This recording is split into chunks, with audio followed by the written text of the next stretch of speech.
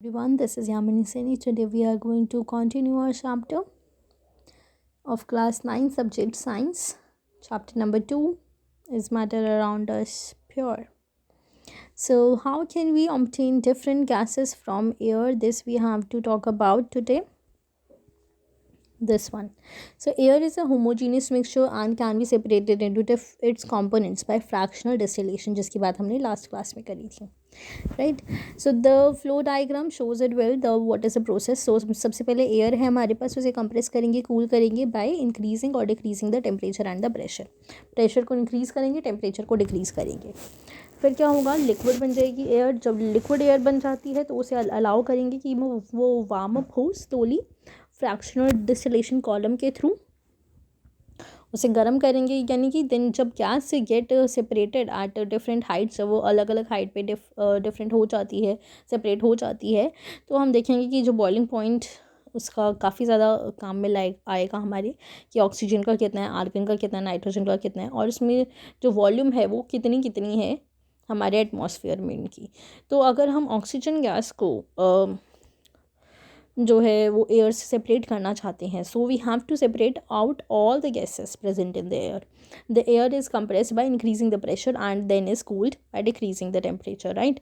फिर ये वही चीज़ है जो अभी मैंने आपको बताया, और फ्रैक्शनल डिस्टिलेशन कॉलम के थ्रू हम ये करेंगे, स्लोली उसे हीट करके जहाँ पे जो गैस है वो सेपरेट हो जाएगी अलग अलग हाइट्स पे, बिल्कुल वैसे ही जैसे हम जो इमिसिबल और मिसिबल लिक्विड में कर रहे थे, वो वाटर और ऑयल के केस में, केरोसिन ऑयल के केस में. ठीक है. तो arrange the gases present in air in increasing order of their boiling point. आप इनके बॉइलिंग पॉइंट ये जो गिवन है आप इनको इंक्रीजिंग ऑर्डर में लगाएंगे. Which gas forms the liquid first as the air is cool. और फिर आप इसकी ऑब्जर्वेशन जो है वो भी नोट करेंगे. So now let us see what happens. So ये separation of component of air है कि किस तरह से जो है सेपरेशन हो रही है. ये फिल्टर में एंटर करी, फिर एयर प्रेशर हुआ, यहाँ पे हॉट एयर हुई, यहाँ से जो वाटर है वो आउट हुआ, और जो फ्रीजिंग कोल्ड एयर है वो यहाँ पे इन करवाई गई. फिर कोल्ड कंप्रेस एयर जो है वो इस तरफ भेजी गई, यहाँ से जो है वो सेपरेट हो गई, कार्बन डाइऑक्साइड अलग निकल गई, और जो बाकी की गैसेस थी वो इस तरफ गई एक्सपेंशन जेट के अंदर, लिक्विड एयर जो है यहाँ पे बनी. फिर यहाँ से नाइट्रोजन और आर्गन जो है वो बाहर निकल गई फ्रैक्शनल डिस्टिलेशन कॉलम में, और जो फिर लिक्विड ऑक्सीजन जो है वो हमें यहाँ पे एंड में देखने को मिली. तो देखो आपने देखा जो एंड प्रोडक्ट है वो आपका लिक्विड ऑक्सीजन है. और फर्स्ट गैस कौन सी थी जो बाहर निकली, सबसे पहले तो हमारा जो वाटर था वो बाहर निकला, उसके बाद जो कार्बन डाइऑक्साइड गैस है वो बाहर निकली. ठीक है. तो अभी सबसे पहले हमने देखा था कि इसके अंदर अगर हमें इंक्रीजिंग ऑर्डर में लगाना पड़े तो यहाँ पे हमारा माइनस में अगर हम बात करें तो 183, यानी कि जिसका सबसे हम कह सकते हैं सबसे ज़्यादा बॉइलिंग पॉइंट है ना, तो उसके अकॉर्डिंग आप इसका आंसर लिखेंगे. Fine. Now let us come to this one, कि किस तरह से जो how can we obtain pure copper sulphate from an impure sample. अगर इम्प्योर सैम्पल है तो किस तरह से उसमें से हम प्योर कॉपर सल्फेट निकाल पाएंगे. So take some approximately 5 gram impure sample of the copper sulphate in a china dish. China dish में निकालेंगे. चाइना डिश एक इस तरह की जो देखने में कटोरी सी होती है ग्लास की. ठीक है. सो टेक सम, इस तरह से हमने कॉपर सल्फेट सोल्यूशन का, कॉपर सल्फेट जो है उसका सैम्पल लिया इम्प्योर का, और dissolve it in a minimum amount of water. थोड़े से अमाउंट ऑफ वाटर में हमने मिक्स किया और फिर हमने इसे फिल्टर कर लिया इसकी इम्प्योरिटीज़ को. So evaporate water from the copper sulphate solution so as to get a saturated solution. Cover the solution with a filter paper and leave it undisturbed at room temperature and to cool slowly for a day. You will obtain the crystals of copper sulfate in the china dish. फिर देखो हम इसकी crystals देख लेते हैं कि किस तरह से बन जाते हैं. ठीक है. तो आप ये सेम जो एक्सपेरिमेंट है इसको आप ट्राई करेंगे, आप घर पे भी कर सकते हो. जो चीनी है उसको आप ट्राई करेंगे, आप देखेंगे कि उसकी जो मिश्री होती है ना वो बन जाएगी. ठीक है. तो ये एक्सपेरिमेंट आप ट्राई करेंगे,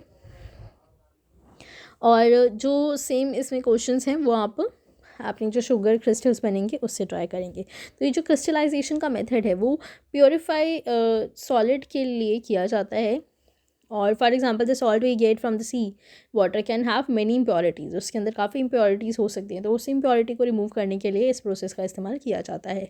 तो क्रिस्टलाइजेशन जो है वो एक ऐसा प्रोसेस है जिसमें हम सेपरेट करते हैं प्योर सॉलिड को in the form of its crystal form a solution. So crystallisation technique is better than the simple evaporation technique. ठीक है, देखो अगर मैं पूछूँ ऐसा क्यों है, जो क्रिस्टलाइजेशन टेक्निक है वो ज़्यादा अच्छी है as compare to simple evaporation, तो क्यों? फर्स्ट पॉइंट इसमें होगा कि जो कुछ सॉलिड है वो डिकम्पोज हो जाते हैं, या कुछ जो है वो जैसे कि शुगर है may get charred on heating और टू ड्राइनेस, है ना, वो उसकी चाशनी बन जाएगी अगर हम उसे हीट करेंगे। तो इससे बचने के लिए हम क्रिस्टलाइजेशन प्रोसेस का इस्तेमाल कर सकते हैं और वो प्योर भी हो जाएगी, है ना। सेकेंड, अगर हम देखें तो some impurities may remain dissolve in the solution even after filtration, कुछ जो है वो यानी कि फिल्ट्रेशन से भी बेहतर है। On evaporation these contaminate the solid. इसकी और एप्लीकेशन क्या है? So purification of salt then that we get from sea water, separation of crystals of alum, alum क्या होता है? फिटकरी जो होती है, फ्रॉम इम्प्योर सैम्पल्स। ठीक है, तो ये इसकी एप्लीकेशंस है। Now thus by choosing one of the above method according to the nature of the component of the mixture we get pure substance. तो ये जो मेथड्स हमने पढ़े इसके थ्रू हम प्योर सब्सटेंस निकाल सकते हैं। एडवांस टेक्नोलॉजी के कारण जो है काफ़ी सारे मेथड्स जो हैं और भी ज़्यादा एडवांस हो गए हैं, उनके लिए डिवाइस बनाई जा चुकी हैं। जैसे कि सिटीज़ में जो है वो ड्रिंकिंग वाटर जो सप्लाई होता है वो वाटर वर्क्स के थ्रू होता है। आप इस डायग्राम में भी देख सकते हैं कि किस तरह से जो वाटर है वो टैप तक पहुंचता है, एक रिजर्वॉयर से जो ड्रिंकिंग वाटर है वो सेफ़ भेजा जाता है। तो देखो इसमें सबसे पहले अगर हम इस डायग्राम में देखें तो एक रिजर्वॉयर है, वहाँ से सेडिमेंटेशन टैंक है जो कि अलाउ करेगा सॉलिड को बैठ जाने के लिए, जो भी इम्प्योरिटी सॉलिड है। फिर उसके बाद क्या होगा, एक और लोडिंग टैंक है, उसमें जो सेडिमेंट है और जो सस्पेंडेड इम्प्योरिटीज़ हैं वो बैठ जाएंगी। उसके बाद क्या होगा, फिल्ट्रेशन टैंक आएगा जिसमें वाटर जो है वो आ जाएगा, फाइन सैंड जो है ऐसे सेटल डाउन होती जाएंगी, सबसे नीचे कोवर्स ग्रेवल, फिर ग्रेवल आ जाएगी, फिर फाइन सैंड आ जाएगी और ऊपर ऊपर हमारे पास पानी आ जाएगा। फिर क्या होगा, क्लोरीनेशन होगा। क्लोरीनेशन हमने बात करी थी जब हम क्लोरीन टैबलेट्स ऐड करते हैं, ये जो क्लोरीन है वो ऐड करते हैं to kill the germs in the water, तो क्लोरीनेशन होता है और फिर वो जाके हमारे घर तक पहुँचता है। So this is how the water purification system in water tanks or in water works. Okay, so question देख लेते हैं, how will you separate a mixture containing kerosene and petrol? किस तरह से करेंगे, उसके अलग अलग जो है बॉइलिंग पॉइंट है। तो देखो आप इसके लिए कौन सा एग्जांपल लेंगे, ये जो हमने यहाँ पे बात करी थी 2 immiscible लिक्विड वाला, दिस वन, तो ये आप इसके अंदर मेंशन करेंगे। ठीक है, नाउ सेकेंड की अगर हम बात करें कि name the technique to separate butter from curd और salt from sea water and camphor from salt, तो इसका आंसर आप मुझे कमेंट बॉक्स में लिख के बताएंगे, ये हमने अभी थोड़ी देर पहले करा है। Now third one is what type of mixture are separated by the technique of crystallisation, और किस तरह का जो मिक्सचर है वो क्रिस्टलाइजेशन की हेल्प से हम सॉर्ट कर सकते हैं, जो सेपरेट कर सकते हैं। तो ये इसका आंसर आप यहाँ से ले सकते हैं, जहाँ पे ये हमने बात करी है इसमें कि जैसे कि कोई भी प्योरीफाई सॉलिड की फॉर्म में हम इसे क्रिस्टलाइज कर सकते हैं। ठीक है, सो now let us move ahead now. So physical change और केमिकल चेंज के बारे में बात करेंगे। तो देखो इसका डिफरेंस अंडरस्टैंड करने के लिए between a pure substance and a mixture हमें ये जानना ज़रूरी है कि फिजिकल और केमिकल चेंज होते क्या हैं, जो कि हम पिछले चैप्टर में भी कर चुके हैं।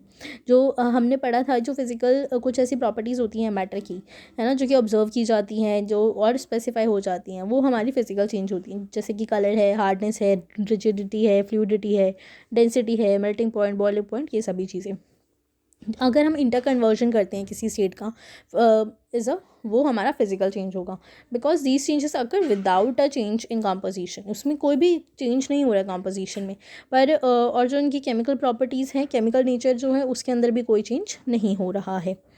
तो ऑल्दो अगर हम आइस, वाटर, वाटर वेपर, इनकी जो तीनों वाटर की जो फॉर्म है, सॉलिड, लिक्विड, गैस, अगर हम उसकी बात करें या उसे हम डिस्प्ले करें डिफरेंट फिजिकल प्रॉपर्टीज़ में, तो उसकी जो केमिकल है वो केमिकली तो सेम रहेंगे, जो उसकी केमिकल प्रॉपर्टीज़ है वो तो सेम रहेंगी। और अगर हम बात करें कि both water and cooking oil की, तो दोनों लिक्विड है पर दोनों की केमिकल कैरेक्टरिस्टिक्स जो हैं वो अलग अलग हैं, ठीक है। उसके जो पार्टिकल्स हैं वो अलग अलग है, दे डिफर इन ऑर्डर, उनका अलग है, यानी कि उनकी स्मेल अलग है, इनफ्लेमेबिलिटी अलग है। कुकिंग ऑयल आप कितनी जल्दी हॉट कर सकते हो, कितनी जल्दी आप उसे वो फायर उसके अंदर लग सकती है। So we know that oil burns in air whereas water extinguishes fire, right. Oil जो है वो आग जलाती है और जो वाटर है बुझाती है। So it is this chemical property of oil that makes it different from water. So burning is a chemical change. So during this process, one substance react with water with another to undergo a change in chemical composition. Chemical change brings change in the chemical properties of matter and we get new substance. So जो chemical change है वो chemical reaction होता है और जो physical change होगा वो physical reaction होगा, right. So during burning a candle both physical and chemical change take place. जब कैंडल बर्न होती है तो दोनों ही चीज़ें जो है वो एक ही टाइम पे एक्ट करती हैं, फिजिकल भी और केमिकल भी। तो क्या आप बता सकते हो कैसे? आप इसका आंसर मुझे करेंगे कमेंट बॉक्स में लिखें। ये कुछ क्वेश्चन हैं यहाँ पे बहुत ही सिंपल से, जिसमें आपको बताने की फिजिकल और केमिकल चेंज क्या क्या है इनमें से, और trying segregating the things around you as pure substance और मिक्सचर। तो इसके भी कुछ एग्जांपल देंगे। अगर आपको कोई भी डिफ़िकल्टी होती है इसमें तो आप मुझे कमेंट बॉक्स में लिखेंगे, then I will share the PDF of the answers. So now let us come to the 2.5. So what are the types of pure substance? क्या कौन कौन से टाइप होते हैं? एक होता है एलिमेंट, एक होता है कंपाउंड। इनके बारे में बात करेंगे हम नेक्स्ट वीडियो में। Till then you have to write down the answers in the comment.